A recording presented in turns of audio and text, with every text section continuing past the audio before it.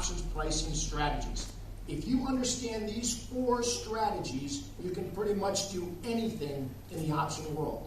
So we're going to begin by talking about buying premium. We're going to buy a call, we're going to buy a put, and we're going to see how these relate to each other. And then we're going to sell premium. We're going to sell a call and we're going to sell a put. We're going to see how they relate to each other and their counterparts. So we're going to have a very clear contrast of risk-reward profile, how to shape your P&L as a result of options usage. So let's begin by looking at buying a call. So I want to go very slowly and go over the definition and kind of deconstruct this to make sure we understand the components. So long a call, it is a contract between a buyer and a seller whereby the buyer acquires the right but not the obligation. Stop right there. You have the right but not the obligation. By definition, that's an option. Okay, I own that. That's my asset.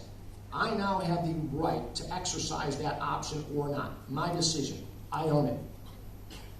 To purchase a specified stock, ETP, or index. We're going to spend the first half of the discussion talking about single name stocks. Stocks and ETPs, similar characteristics. We're going to focus on stocks, and then we're going to graduate into options on indices. A few different dynamics that we'll get into. But we're going to begin by talking about stocks. These are physically settled. So we're literally going to be buying and selling a stock. So we have an option to purchase a specific stock at a fixed price. That's your strike price. That's your finish line before a date. So let's look at this. We have the option to buy a stock. So here's the strike price. If I have this option to buy the price here, where do I want to sell that stock? I'm long. Do I want to sell it down here or up here? Right? Buy low, sell high. Do you want to buy here and sell it here? This is a bullish trade. So this is an opportunistic, directional trade to take advantage of an upside move in an asset. So it's a bullish strategy. We want it to settle above that strike, right? We want it to cross that finish line. Our risk, when you own option premium, this is the beauty of options in this sense. We can only lose what we paid for this option. Our risk is totally defined. We can only lose what we pay for this option. Going back to some of the other fundamentals, the reward. In this case, this is pretty awesome. It's unlimited. Theoretically, the underlying stock can go to infinity. Now, I've got to tell you, I've never seen a stock go to infinity, but theoretically, it can do it. So it is unlimited. Volatility, again, this is the speed of the runner. The higher the vol, if you're long premium, that's going to benefit your position. Time, since you own this asset, you own the option, is going to hurt you, right? Because you own a depreciating asset. What we're going to do now is look at a specific trade. We have a stock that is trading at 60. Our outlook is bullish. We don't want downside risk, meaning that we can only lose what we paid for the option. If we owned that stock, we have exposure to the upside and the downside. With this option, we only have exposure to the upside.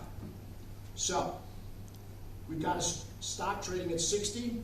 We're going to buy a 60 call, and we're going to pay $3. So, a couple of things. When you buy a single stock option, you get control over 100 shares of stock. So you've got to multiply your premium by 100. So this cost us $300. So we're buying a 60 strike, and the stock is trading at 60. So let's think about this. Here's the start line. This is your stock price. Here's the finish line. What do you think is going to cost you more? If you buy a 60 strike option or a 70 strike option? Finish line is here. Finish line is here. It's going to be this. It's going to be the 60 strike. The closer that finish line is to the start line, or in this case, the underlying asset, the more you're going to pay for that option. Why? Because the stock only has to do this. Let's get into the money before settlement or at expiration versus way up here. Right? Again, this is all about probability. Right? A shorter move, it's going to cost you a lot more than versus a bigger move that's needed. So please keep that in mind. So in this case, we're buying a 60 strike option, which is called at the money strike. This is going to be the payoff diagram. What I like to do is go right, in my opinion, to the most important number. That is looking at the 60 strike to see what will happen with this option. We have a 60 strike option. Let's see what happens if the underlying settles at 60 at expiration. If I own this option, I have the right to buy that stock at 60. If it is trading at 60 at settlement, will I buy the stock at 60 and sell it at 60? No. Makes no sense. Therefore, if an option settles at the money, regardless of it being a call or a put, it settles out of the money. It is worthless. It settles at zero. So anything then, in this case, that is below the strike, remember this is a bullish trade, we want to buy it at 60 and sell it above 60. If it settles below that, it is out of the money. It is worthless. As an option owner, I'm not going to buy the stock at 60 and sell it at 50. I'm not going to buy it at 60 and sell it at 30. I don't exercise my option. It expires at zero. Here's where it gets interesting. When the stock settles above the strike, you now have intrinsic value. You've got moneyness. It is trading at a delta 1 position. That option takes on the value of the underlying asset. So we paid $3 for the option. We have to make $3 in our position. So the stock has to settle at 63, so we can buy it at 60, sell it at 63 to make our $3 to cover our cost for that option. That's our break even. Everything above 63 is money in our pocket. It has a delta 1 relationship. Okay, remember that line, that 45-degree line? That is now our full intrinsic value. It has a delta of 1. So our risk is $3. Our reward is unlimited. Here's how this looks.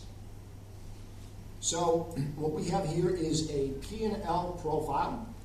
If you look right at the finish line, which is 60, as the stock were to move down in value below 60, 55 and so on, as you can see that blue line is horizontal. That's what we paid for the option. That is the most that we can lose. That is $3.